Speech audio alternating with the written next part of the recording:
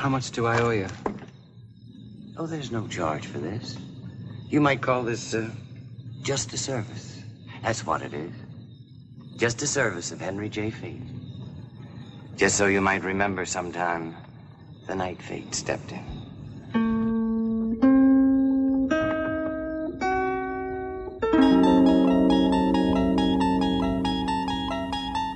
Welcome to the Twilight Pwn, a podcast that discusses each and every episode of the Twilight Zone.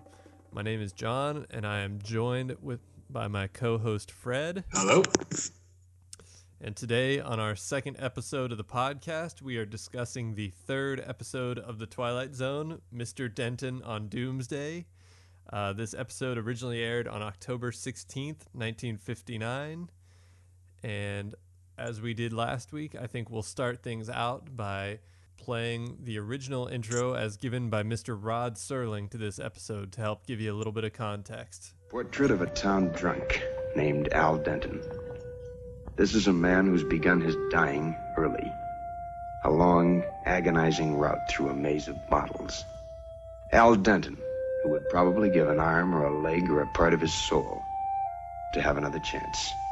To be able to rise up and shake the dirt from his body and the bad dreams that infest his consciousness. In the parlance of the times, this is a peddler. A rather fanciful-looking little man in a black frock coat. And this is the third principal character of our story. Its function, perhaps to give Mr. Al Denton his second chance. All right, and now I think in these episodes we assume that most people have already watched them, but for people who don't know, or perhaps for the visually impaired, the third character was in fact a gun. Yeah, our podcast is captioned for the hearing impaired. Did you do a Serling intro this week? Why, indeed, I did. As did I. Yeah. All right, I'll go first. Picture, if you will, a pathetic town drunk, a broken man whose love of the bottle has gotten so bad it would take a shave and a haircut to cure. This is Al Denton. He's a loser.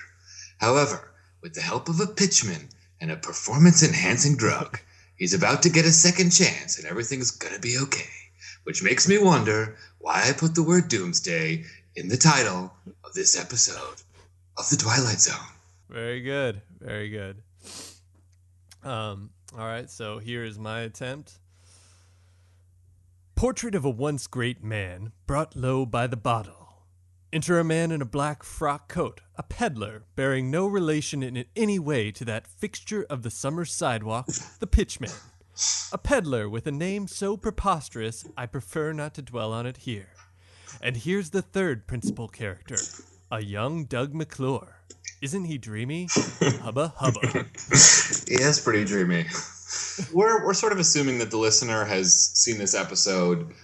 Just as a heads up, they are all streaming on Netflix except for season 4. So if you'd like to catch up, in case you don't remember every single detail of Mr. Denton on Doomsday, be sure to head over to Netflix and watch the episode there. I believe it might be online on CBS as well. Yeah, so there's basically no excuse to not know Mr. Denton on Doomsday, line for line. I mean, it's such a part of the cultural zeitgeist at this point. I know. It's another one of those classic episodes of The Twilight Zone that no one can forget. Fred, do you want to give a general plot synopsis? Yeah. This is a Western episode of The Twilight Zone. You've got the town drunk Al Denton, who's down on his luck and desperate for a drink. A sort of mystical peddler gives him a gun, and he uses it to sort of shoot his way back into fame, and we realize he's actually been a famous gunslinger. But the problem is now everyone wants to challenge him. So a young kid challenges him to a duel, and the same mystical peddler guy gives him a little potion, and he also gives, well, do we even have to recount this here? Aren't we just about to recount it as we go? Yeah. I mean, I think that gives the gist. I think we can discuss the end as we get to it. Yeah, it even feels wrong to give away the twist, even in this environment. We're now entering the spoiler zone. I don't want to get straight into review type stuff, so maybe just little moments that you might have caught on. Yeah. I mean, it's interesting. This is the third episode of the Twilight Zone, and already we've had the first episode, which is very Twilight Zone-y, the second episode, which is kind of like a Frank Capra homage in a way, and then we have a Western. It's kind of crazy how many styles it's circled through already. It's sort of a strange thing that a series that is supposed to be sci-fi based has already gone through 3 genres in 3 episodes. Felt like he was stretching out to see how far he could push in different directions, or at least prove that, I've created a fantasy show, but fantasy doesn't have to be one thing. It can encompass a Western. It can be sentimental. It can be kind of spooky. I mean, I really like this episode. It's really well directed. I mean, you almost feel like it could basically be a movie. There's nothing in it that feels schlocky or particularly dated. Well, there's a few things that feel schlocky and dated, but it got an impressive classiness to it. The cinematography is subtle. It's great. I did feel like I had to really try to find things to poke fun at. Yes. To pwn, if you will. Yes. It's a much more serious episode than our previous one. It's serious without being self-important or ridiculous. Yeah, totally. As we first meet Mr. Denton, Al Denton, he's fallen pretty low. He's the town drunk, and he's basically the subject of ridicule by the local heavy, the local bad guy played by Martin Landau. Yeah. A very young Martin Landau. Yeah, very, very young. I kind of felt like Martin Landau, whoever designed his costume kind of went a little bit overboard. He's got like this sort of dashing kerchief knotted around his neck, and he's got pinstripe pants, and like his hair is kind of like an old George Lucas curl, like popping out from underneath his cap. He's a little too fanciful, as Rod Serling might say. Both he and the later bad guy sported neckerchiefs. Yeah. Apparently that was the mark of the truly bad villain. It was a simpler time.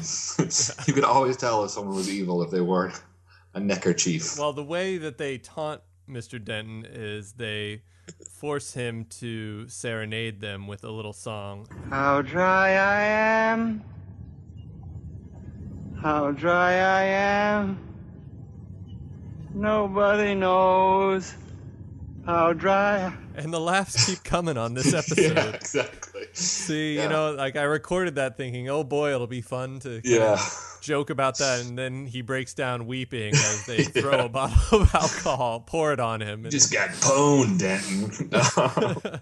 Yeah. One thing I thought was kind of funny about, I've talked with you about this before, but I sort of have this theory that you can always tell when an episode is written by Rod Serling because he writes maybe a few lines of dialogue that seem like they were lifted from the intro, just like a character speaking in an overly literary fashion. There's a really funny point where Martin Landau's kind of kicking Denton while he's down, and he says, "Give us another verse of How Dry I Am in your own inimitable fashion," which I thought was just like standard cowboy talk. Inimitable. Yeah. Just fits with the character. Yeah, exactly. Yeah. He can't resist. I mean, this is not the worst example of this, but there's other episodes where Rod Serling really makes people talk like a New Yorker submitted short story that didn't quite make it to the editor. So Denton drinks himself into a stupor, and he wakes up in the middle of the road, and the sort of mystical peddler character has left him a gun, and he tries to get back into the saloon with the gun. But Martin Landau notices that Denton's packing heat now, and he sort of taunts him and challenges him to a shootout. And Denton doesn't really want to be part of it. He just wants his drink, but the gun kind of magically goes off and shoots the gun out of Martin Landau's hand. Right? Everyone's very impressed, and they're like, oh boy, we'll get him a drink for that. He goes in, gets his drink, and Landau comes back in. Mm-hmm. And again, Denton has no idea what's going on. He tries to kind of plead himself out of it, and as he's trying to explain he doesn't know what's happening, the gun goes off again, shoots off a chandelier that crashes down on Landau. Martin Landau was trying to challenge him to a straight-up shootout. Yeah. And Denton basically pulled off 2 total cheap shots. Yeah, that's true. He already had his gun out each time. From Landau's perspective, Denton was just kind of like, "Oh, I don't want to bam." Yeah. No, I didn't mean to bing. Yeah. No, that's actually totally true. Yeah, that's a good point. Before both of the shots, there's a close-up to the peddler. We see the peddler's face, and he kind of gives a look at the gun. implying that the peddler is the one making it fire so perfectly. I like how you said a look at the gun. Like he's kind of nodding and then the gun like nods back at him. One of the townspeople says, "Good shooting, Mr. Denton," and I think that's what makes him kind of cleans up his act a little bit. Yeah. He suddenly says, "No, I don't want to drink."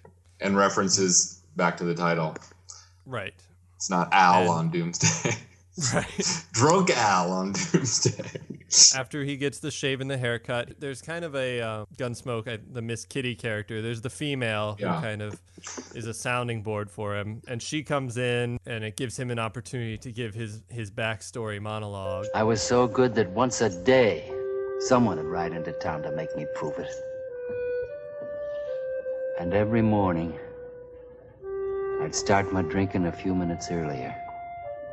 Until one morning, the guy who asked me to prove it turned out to be 16 years old. I left him there on his face, right there in front of the saloon. I left him there bleeding to death with my bullet in him. I guess it'll start all over again now. Every fast and fancy man who owns a gun will come riding in down that street. Only this time it'll be me face down, bleeding to death. And the last keep rolling. And yet, that really was a pretty well done monologue. Yeah. No, it's a credit to the episode that there's very little fodder to make this podcast at all entertaining. I did. But did you grab found the? something? Yeah. Well, Yes. when I heard that, it was weird. I had this weird like glimmer of recognition in the back of my head, like sort of feeling like I'd either seen this episode before or something. But eventually, it came to me that that's almost exactly the same monologue that Gene Wilder gives in Blazing Saddles. Oh, well, it got so that every pissant prairie punk who thought he could shoot a gun would ride into town to try out the Waco Kid. I must have killed more men than Cecil B. DeMille. Got pretty gritty. I started to hear the word draw in my sleep. And one day, I was just walking down the street, and I heard a voice behind me say, "Reach for it, mister." I spun around, and there I was, face to face with a 6-year-old kid. Well, I just threw my guns down and walked away. Little bastard shot me in the ass. Yeah, I feel like, I mean, I looked it up a little bit online, and I couldn't find anything. Other people had noticed that similarity. I couldn't find anything that definitively proved that, Mel Brooks was referencing that episode, but it's so similar. I mean, it's right. like the way that the story is broken down, right down to the way that he says the kid was 6 years old and Denton said that he was 16 years old, Right. I just feel like that has to be a reference to that, or at least Mel Brooks was sort of thinking of that when he wrote it. Well, knowing Serling's reputation, there's, it's quite possible that he was lifting something from a more traditional Western. I couldn't help but think of A Game of Pool with Jonathan Winters and Fats. Again, this idea that the second you're at all good at your skill, people will come flooding in to challenge you. Yes. That's completely true. And I did notice that in Denton on Doomsday, basically as soon as he gets a shave and a haircut, like he gets a challenge. It takes like literally maybe 2 or 3 hours for the word to spread out to every gunslinger that this old guy can shoot again. They've just all been waiting. I think that all the gunslingers just had a Google alert. He receives this challenge that someone wants to come test his mettle again now that he's back in fighting shape. And he goes to a gun range and starts practicing, but his hand is shaking. He can't really hit a target, and he's sort of making a plan to get out of Dodge and leave town and run off. And then he has a conversation. The peddler kind of signals to him, and he has a conversation with this peddler who's sort of been lurking in the background of the episode. Right. And the peddler introduces himself as Fate's the name, Henry J. Fate. I just wonder who came up with Henry J. for the guy's name. If he had just called him Fatey McFate, it would have been a little bit on the nose. The character even himself drags out the point. He's like, you can just remember the night fate stepped in. I guess you could say our meeting was Henry J. fated to happen.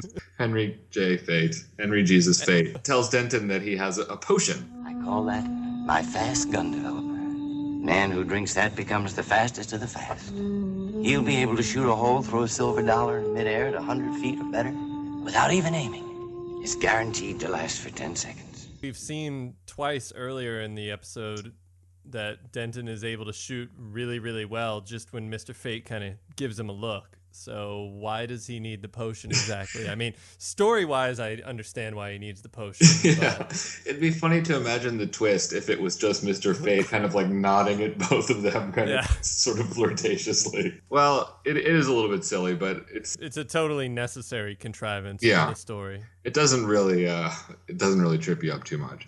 So Denton takes Fate up on his offer. He takes the potion and he goes into the saloon where he's to meet the young man who he's going to have a showdown with, whose name is Grant, who also has a neckerchief, so we know he's bad. Denton walks over to the bar, real cool, gets his gun ready, everybody clears out. They're kind of weird about where they have their shootouts, by the way. The barkeep is awfully chill with a gunfight going down in his bar. But I don't know, this was part of the setting the atmosphere, and I mean, it's typical, but it did feel almost a little too much how completely silent and motionless first everyone in the bar was well before Grant arrived, and then they cut to the street and everyone in the street is like perfectly placed but standing like statues. I just wondered how long they were there. Well, there's not a lot of entertainment in the Old West, so they know there's going to be a shootout later. They want to get ready. Something good coming. Yeah, exactly. No, it is funny. It sort of like goes against the classic Western thing where the saloon has, the tinkly piano music and people are like swinging off the chandeliers and then it just suddenly all the sound drops out. But I think what was, in a way this episode, it's just so moody and so dark that I sort of feel like it worked well with the tone of the episode. Yeah, so I'm totally grasping at straws of things to pick on. It's like, you see how they set the mood so ominously? What was that about? Anyway, so Denton steps up to the bar. The kid walks in and says draw or something to that effect.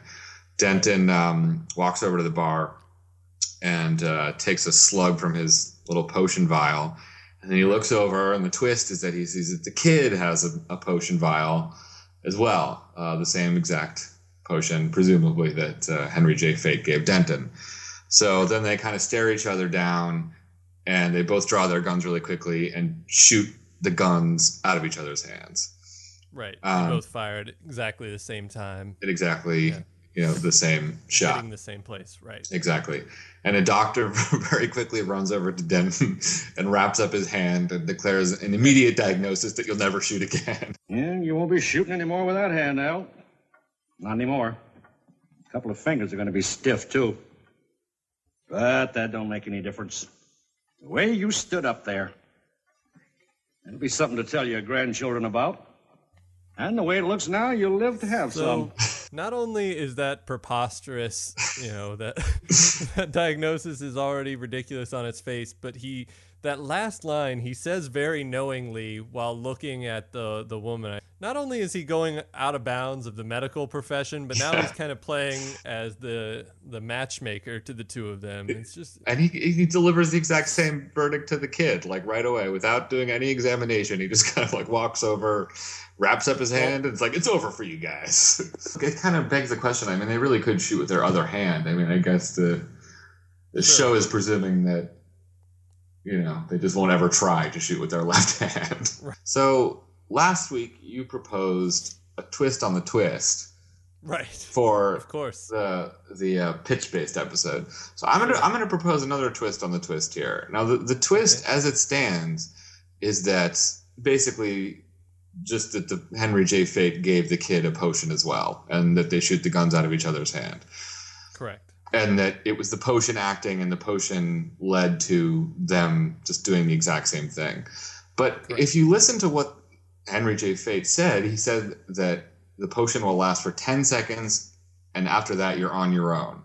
Now, I asked you to pull a clip, and the clip starts exactly at the moment that Denton drinks the potion, and then you'll hear the shot at the end of the clip. And I got a stopwatch here, so we're going to time how much time goes by here. I'm going to sort of call it out. So you go 1, 2, 3, play, and I'll start the stopwatch. Okay. 1, 2, 3. So Denton here is drinking the potion. He puts it down on the table. A lot of establishing shots of them looking at each other. We're at 10 seconds. 10 seconds just passed. 15 seconds passed. Still looking at each other. 20 seconds passed. A lot of close eye shots here. Everyone's looking good. 28 seconds. 29. We're at a full 30 seconds from Denton drinking the drink. 32 seconds. Oh, 30. So they both shot the gun out of each other's hand at 33 seconds is how long.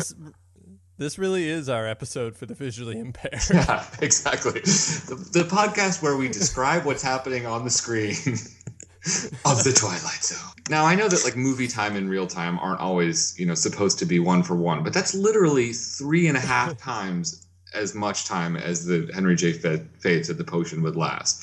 Right. So it's my theory that the potion was a placebo, and Denton and the kid just kind of, it was something else. It wasn't the potion, because he goes out of his way to say it's only going to last 10 seconds. And he says, after that, you're on your own.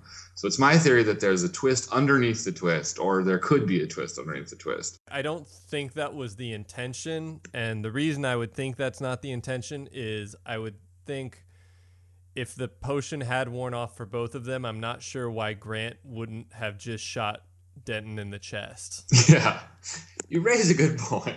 Maybe the character of Grant had some stuff going on. Maybe he sort of saw into the future and saw himself in 30 years, and he had sort of a premonition and kind of had his own maybe rough day and didn't feel like going for the chest and just went for the gun. And maybe Denton was, motivated by all the stuff that's been happening. I mean, it's a bit of a stretch, but it really does go for a long time before they shoot. It's worth thinking about. You could think perhaps this Grant, who's painted as the bad guy, is not as bad as he seems. He sees Denton, and if he can wing him instead of killing him, that's just as good. And Denton sees a younger version of himself. If I remember, the potion says basically whatever you aim at, you'll hit. So even if Grant was still under the effect of the potion, it seems to suggest that Grant aimed at his hand, that they both aimed at each other's hands instead of going for the kill shot. Yeah, totally.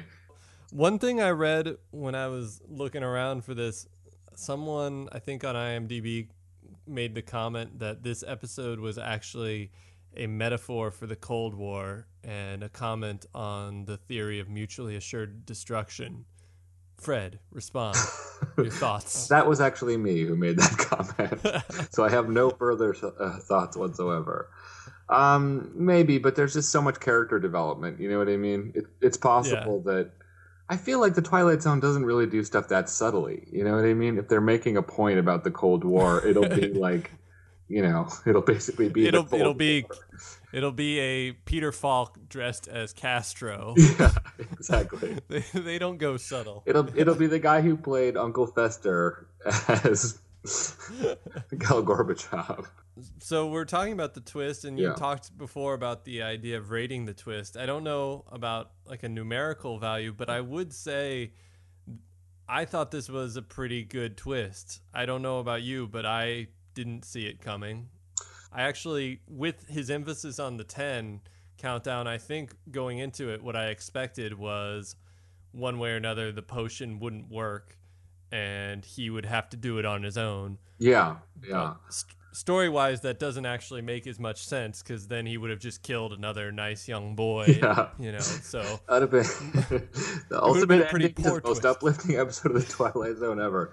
It is kind of funny how you take similar elements, like you've got a peddler, you've got a sort of character who represents fate or death, you've got a guy who's really down on his luck, and you put all these elements together, and the last episode was just the most saccharine, cloying thing ever, and this one is just a huge downer. We've been putting off recording this podcast because we haven't wanted to talk about how depressing it is. But I thought it was a pretty good twist. Did you see it coming? No, I didn't. Definitely not. That doesn't necessarily mean it's a great twist. I mean, I think a great twist is both unexpected and also sort of you have a mind expanding thing where your mind sort of reels and thinks about all the things that it's affecting. I think that this twist is unexpected and it's very neat from a plot perspective. It's maybe not, it doesn't make your mind reel, but it's a good twist. I think that I kind of, one of the things I liked about it is that, at the beginning of the story, Denton is drunk, he's out on his luck, and the thing that gives him his second chance, you think, is this gun and his ability to shoot it, or at least the gun shooting. And then at the end of the episode, it's him losing the ability to shoot that really gives him his second chance. So the twist kind of, is like it's a multi-stage twist. In the screenwriting things I've read and listened to, there's discussions of twists, and one thing that gets said a lot is for a good twist is surprising and inevitable in a way. Once the twist is revealed, you have a feeling of, oh yeah, that's what it has to be. It couldn't be anything else. Right. Because it fits in with the story. I think this one does that very well because, as soon as you see they both have it and then they're both taken down, well, from a story perspective, that makes total sense. You've redeemed the older guy and saved the younger guy from going down his path. It fits together extremely nicely. Yeah, it's a nice little sort of bow on the package of the episode. It's hard to give a twist a numerical rating exactly, but I mean, since this is going on the internet, the twist must be given a numerical rating. Sure. I would say it's like maybe a good 7 for a twist. You know what I mean? Like very solid, unexpected, not mind-blowing, but very neat little plot twist. Since I didn't see it coming, I thought it fit well, the story. I guess it's like an 8 or a 9 out of 10. Man, you're going to have to really give those 10s out when we get to the real episodes of the Twilight Zone. I guess so. I mean, I would imagine the 10s are going to be saved for, the most iconic ones. Yeah. What will John and Fred give a 10 to? I'm sure everyone will be sitting around waiting with their scorecards. Yeah, audiences the world over are clutching their Ovaltine in anticipation. So, in terms of the actors, did your Twilight Zone companion yield you any facts? Sure. Well, to start with just some general trivia, it actually had several original titles, supposedly. One was You Too Can Be a Fast Gun, and an alternate title was Death, Destry, and Mr. Dingle. Mr. Dingle. That's interesting. If you'll remember. There's an episode called Mr. Dingle the Strong later with Burgess Meredith, right? Indeed. So apparently the original story involved a meek school teacher who drinks a potion and becomes a renowned gunslinger. Oh, yeah. And so according to the companion, Serling retooled the story into something, quote, less superficial, which I think is true, but I think it kind of overlooks the fact that he also took some elements and turned it into Mr. Dingle the Strong, which is one of the worst episodes. Yeah. I'd love to just look at Serling's notebook. He's got like a big circle around his keep this Dingle thing. This Dingle stuff is gold. Someday I'm really going to use that Dingle. Yeah, it's like, well, he definitely was. We'll have a classy episode, and we'll have one of my comedic gems, Yeah, exactly. Mr. Dingle. Just like Shakespeare thought he'd be remembered for his sonnets, Serling thought he'd be remembered for his whimsical dingle-based comedy episodes of the Twilight Zone. Dan Duryea played Al Denton, and he was apparently most known for playing heavies and bad guys, often in westerns. So this was, at the time, kind of a unique opportunity for him to get to play against type. Yeah, and much like last week where we had MST3K parents. Oh, man. Yes. I have an MST3 connection too, but go on. Oh, this whole episode is swimming in them. Yeah. Dan Duryea is the father of Peter Duryea, who appeared in Catalina Caper. Oh, I have a better one, but that's great. I'm sure very cute, John. Martin Landau is probably the most well-known today. Yeah. Famous, of course, for Mission Impossible and won an Oscar for his role as Bela Lugosi in Ed Wood. Great movie. Great role.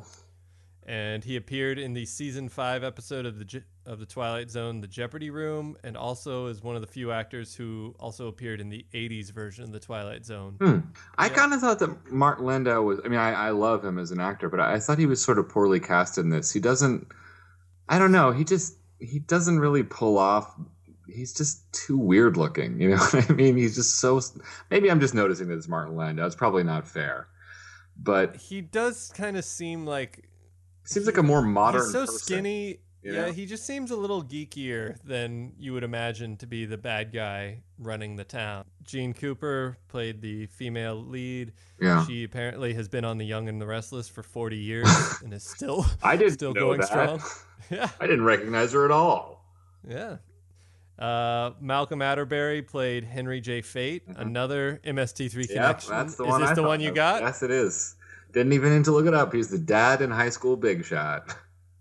Oh, well, he's the dad in I Was a Teenage Werewolf. Oh, Was he really? also the dad in High School Big Shot? Yeah, he's the really sad dad. You know, the dad who sort of like borrows 50 cents off his son to buy a rope to hang himself. You know, He's the really sad dad in I Was a Teenage Werewolf. if it's the 1950s and you need a suicidally depressed father. If only Henry J. Fate had stepped in. I know, giving him a magic potion that would have gotten him that promotion at the factory. Finally, Doug McClure was a teenage heartthrob. He's best known for a role in The Virginian. So I guess it's just time to discuss overall episode rating. Yeah, coming off of One for the Angels, anything would seem good, but this is definitely a good episode of The Twilight Zone. You know, the only thing that I really would ding it for is I don't know, it seems so churlish of me, but it's a little moody and kind of slow, and it doesn't have that. There's no thrill to it exactly like great episodes of The Twilight Zone sometimes have. You're not hooked right from the very beginning, but it's a great episode. So I would say 8 minus, 7 or 8. Well, a couple things. First, IMDb rating. Oh, sorry. Currently has this episode listed at 7.3. Whoa. And what you might remember is that last week's episode, One for the Angels, actually currently enjoys a 7.6 rating. Sure. Yes. So the Sure public has does. spoken. Yes. They don't appreciate all your bad mouthing. Yes. There's nothing more reliable than IMDb star ratings to accurately determine the quality of anything. It's pretty clear this episode is better made start to finish than last week's episode. I will agree it has some odd pace issues in as much as it does feel kind of slow in places. Yeah. Which I think is, it's establishing mood, but then it feels a little slow and then it will jump light years in seconds. It's slow burn until he gets a haircut, and then suddenly within seconds people are coming to kill him. Yeah, exactly. I'd say an 8+, perhaps. I don't think I want to give it a 9, but I'd give it an 8+. Yeah. Well, I'm just I mean it's very good. I'm just saving my 9s and 10s for the real classics. Yeah. The good stuff. I don't give out my 9s and 10s to just anyone, John. So I guess next week we'll keep moving on and we'll do the 16mm shrine. Absolutely. All right. So that wraps up this week's episode. And if you want to learn more about the show, you can visit our Facebook page. We're at Twitter at Twilight Pwn, PWN. Or if you have any thoughts, comments, you can email us at twilightpwnpwn@gmail.com. There's simply no end of ways to get in touch with the people you're listening to talk about the Twilight Zone. John's home phone number is 3. Yeah. I'm on the IRC channel most nights. No. Great. Well, thanks, John, and take care, everybody. All right. See you next week. Yeah. See you next week.